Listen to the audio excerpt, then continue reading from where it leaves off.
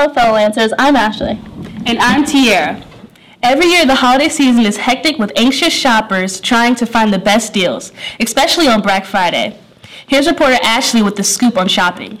As the holidays approach, there's an overwhelming amount of shopping to do, and with the advantage of all the sales Black Friday has to offer, many people anxiously start waiting in lines as early as Thursday morning just to be the first inside.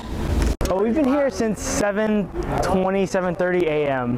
So, what time is it right now? It is 10:30. So, quick math, 10:30, 15, 16 hours right now. Although the holidays should be a cheerful and loving time spent with your family, many spend their Thanksgiving in lines and shopping for Christmas presents, and some even manage to do both. This is our Thanksgiving tradition, to be honest with you. Yeah, we get it delivered from our family. You know, we have friends that are in the area deliver us turkey and stuff. We get our football or frisbee going on in the parking lot. Yeah. Black Friday is an exciting and hectic day, especially for business owners and employees that spend weeks preparing and all night in a swarm of people shopping until they drop. We actually started preparing for Black Friday a week and a half to 2 weeks before, as far as setting up the store and the displays, and it kind of takes a while to fold clothes, so probably 2 weeks in advance. Many stores had great deals, but is it all worth missing out on a time with friends and family just to buy a few extra things? Overall, most people spend more on Black Friday due to all the signs and advertisements leading people to think that it's such a great deal, when in reality, the few items sold at a cheap price are gone within minutes. An important part of the holiday season is giving a gift that comes from within. Oh, Tiara, that's so sweet. Talking about blood. And on to the story with Caitlin. Every year, Manchester High School hosts a fall blood drive and a spring blood drive through Virginia Blood Services. There are many requirements in order to donate to ensure the safety of the donor and the quality of the blood. My experience was great. You know, the guy who took my blood, he was really nice, and he made sure that I was, taken care of. If I need something to drink, if I want something to eat. First of all, the minimum age is 16 years old to donate in a school as a student. A parent's signature is required. The night before and the morning of donation, the donor must eat a healthy meal filled with iron and drink lots of water. Once at the donation site, there are 3 steps to follow. First, the donor must register. Then, they must get a mini physical done to evaluate blood pressure, temperature, and hemoglobin levels. Then, the donor must take a questionnaire. The final step is the actual donation of blood. Altogether, this process should take about an hour. In order to get this blood drive organized, it took much hard work of the service learning teachers and the student recruiters. We have to get people to sign up.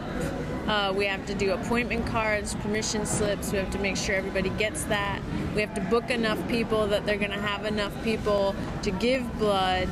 Many students fear the donation will hurt, although that is usually not the case. It hurt a little bit, but I have tattoos and I have a piercing, so it wasn't really anything.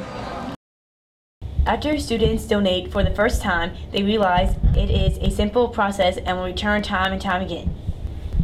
And I wanted to give blood. I give blood every year. I'm a senior and I've given blood all 4 years. So I thought it was really important for me to, give out. It's free, it doesn't cost anything, just to help others for the holiday season.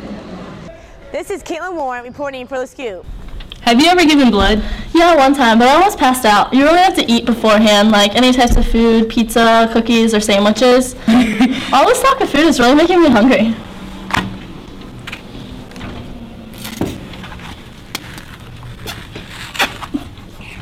You're with him? No, I'm good. Teresa has the scoop on what's going on in culinary. As students rush from class to class, it is hard to miss the smell lingering from the culinary arts room. For some, it's hard to walk by without sneaking a quick peek inside and hopefully a quick bite. Food unit is potatoes, so we're going to work with a bunch of different potatoes today. They're going to taste them. They're making sweet potato donuts and potato cakes. rolled in potato chips, which are delicious. And then for the business side of it, we're doing a marketing unit and restaurant table service review. And so they're talking a lot about how you market a restaurant, and then next week they're taking the cameras actually and going to film themselves doing a mobile restaurant review, which they're going to upload onto Edmodo. Not only do students cook and prepare meals, they also study the business side of culinary. A lot of field trips. We just went to a hydroponic herb farm and learned all about how you grow those and got to taste a bunch of stuff and work with lettuces there. We are going to the Jefferson. We're going to do our mobile restaurant review lunch thing. We're going to tour a culinary school in January and work with their chefs there. We're going to New York in April, correlating with the strings department on a culinary tour. Many of Salone's students graduate and head off to culinary school, while others work in hotels and restaurants. Most of them want to go to culinary school. That's why I have so many schools coming and demo for them. They get a lot of scholarships through my program to culinary schools, both in Virginia and then the big name ones like Culinary Institute of America and Johnson & Wales. And so I have kids stay local and I have kids go there. It's cold in here. Speaking of the weather, here's Tiara with the story on the weather forecast this winter. Hello everyone, and welcome to the Weather Scoop. November was a blur, and we are now experiencing the most wonderful time of the year, December. Now there's been massive talk about a lot of snowy days this winter, and I'm sure we are all excited to hear that. But before we get started, how about a little info on what actually makes it snows? Okay, let's not all get carried away. How about Miss Eckroyd in the back? I mean, you know, when the atmosphere gets too cold, it comes down, and as long as it's cold down here, it will snow down here too, in the lower parts. That is exactly right, Miss Eckroyd. When there is a lot of moisture in the air and the atmosphere is freezing cold, those droplets will soon fall into the form of snow.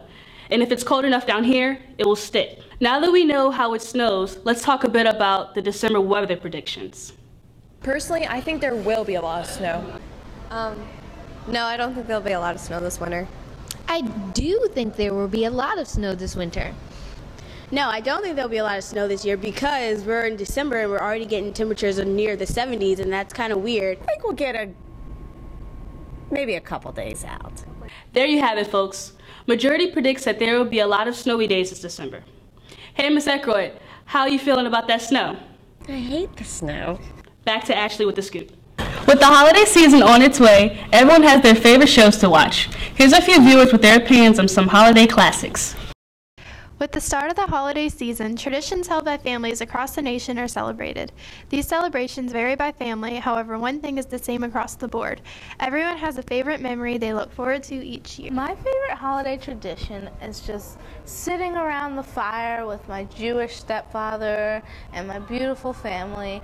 Favorite holiday tradition is going out and looking at the lights. Oh, it's, you know, the band Wham. And so this is Christmas. Yeah, that's it. That's my favorite Christmas carol. Thank you. The tradition has to be watching movies. Like, whenever we have a Christmas break, my whole family, we watch 10 movies a day. Favorite Christmas TV special is ABC Family's 25 Days of Christmas. My favorite holiday tradition is waking up at 3 o'clock in the morning and opening presents. Favorite tradition is drinking hot chocolate with my family and watching This Christmas on Christmas Eve. My favorite Christmas carol is Rudolph the Red-Nosed Reindeer. Favorite Christmas TV special is The Grinch. My favorite Christmas carol is Frosty the Snowman. This is Shannon reporting for The Scoop. Every generation has their own way of communicating. Here's a look on the different generations' view of the word.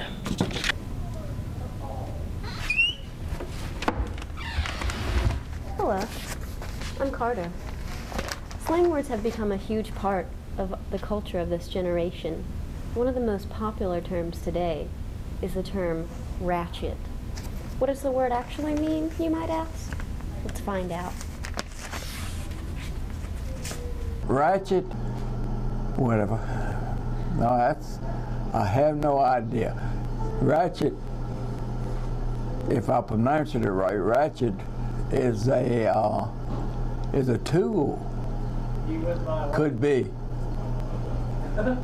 And that's where I would describe it, but ratchet, to a person or something like that, I would not know. Thank you, Mr. LaPrade, for that profound insight. Back to you, Tiara. Girl, you are mad ratchet. What are you wearing? That is USPA, not polo. What does that even mean? So once again, I'm Ashley. And I'm Tiara, and that's our scoop. Until next time, keep it real.